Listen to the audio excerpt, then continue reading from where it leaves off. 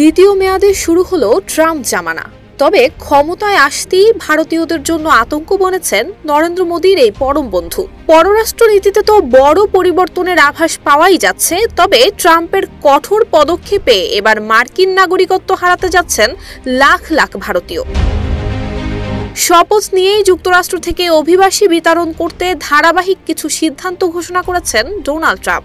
জন্মসূত্রে মার্কিন নাগরিকত্ব নীতি বাতিলের কার্যক্রম শুরু সংক্রান্ত এই আদেশে সই করেছেন তিনি। আদেশটি বাস্তবায়ন হলে আর কেউ যুক্তরাষ্ট্রে জন্মগ্রহণ করলেও জন্মসূত্রে দেশটির নাগরিকত্ব পাবেন না। মার্কিন প্রেসিডেন্টের দায়িত্ব গ্রহণের আগেই এই নীতি পরিবর্তনের ঘোষণা দিয়েছিলেন ট্রাম্প। মাঠের অলরাউন্ডার আমি, আর ঘরের allrounder Tilex. Tilex toilet cleaner, clean মানেই টাইলক্স। গত বছর তিনি এই নীতিকে হাস্যকর বলেন, অথচ 150 বছরের পুরনো এই নীতি দেশটিতে সাংবিধানিক অধিকার হিসেবে স্বীকৃত।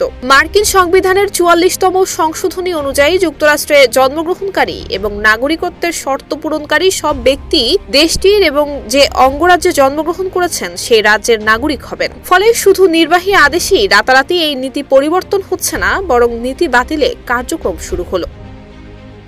পরিস্থিতি বলছে ডোনাল্ড ট্রাম্প একগুঁয়ে সিদ্ধান্ত বাস্তবায়ন থেকে ফিরে আসবেন না। অন্যান্য প্রক্রিয়া শেষে তিনি জন্মসূত্রে মার্কিন নাগরিকত্ব নীতি বাতিল করতে যাচ্ছেন। এতে 16 লাখ ভারতীয় মার্কিন নাগরিকত্ব হারাতে যাচ্ছেন। 2022 সালে মার্কিন আদমশুমারি বিশ্লেষণ করে দেশটির অন্যতম জরিপ প্রতিষ্ঠান পিউ রিসার্চ।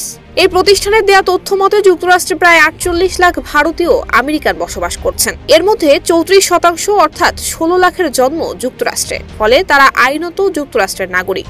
আর এই আইনটি চূড়ান্তভাবে বাতিল হলে এই 16 লাখ ভারতীয় আমেরিকান নাগরিকত্ব হারাবেন।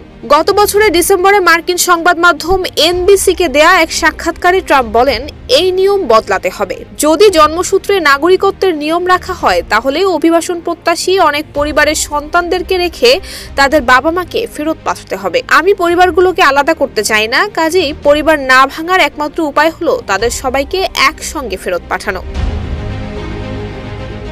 মার্কিন নাগরিকত্ব কিংবা গ্রিন কার্ড অর্জনের একটি সহজ এবং জনপ্রিয় পথ হচ্ছে মার্কিন ভূখণ্ডে সন্তান জন্মদান। কারণ যুক্তরাষ্ট্রের আইন অনুযায়ী কোনো শিশু ভূমিষ্ঠ হওয়া মাত্রই তাকে যুক্তরাষ্ট্রের নাগরিক হিসেবে গণ্য করা হয় এবং ওই শিশুর বয়স 18 পার হওয়ার আগ পর্যন্ত তাকে বড় করা, দেখাশোনা করার জন্য তার বাবা মাকে বৈধভাবে বসবাসের অনুমতি দেয়া হয়। আর একবার বৈধভাবে বসবাসের অনুমতি পেলে নাগরিকত্ব এবং গ্রিন কার্ড প্রাপ্তির পথও অনেক সহজ হয়ে যায়। এই সুযোগকে কাজে লাগিয়ে যুক্তরাষ্ট্রের নাগরিকত্ব বাগিয়ে নিয়েছেন লাখ লাখ ভারতীয়। তারা সেখানে ব্যবসা বাণিজ্য, চাকরি সহ স্থানীয় রাজনীতিতেও নাম লিখিয়েছেন। এবার ট্রাম্পের কঠোর সিদ্ধান্তে দুশ্চিন্তায় পড়েছেন ওই সব ভারতীয়রা। নুসরাত জাহান মেহেক, ঢাকা পোস্ট।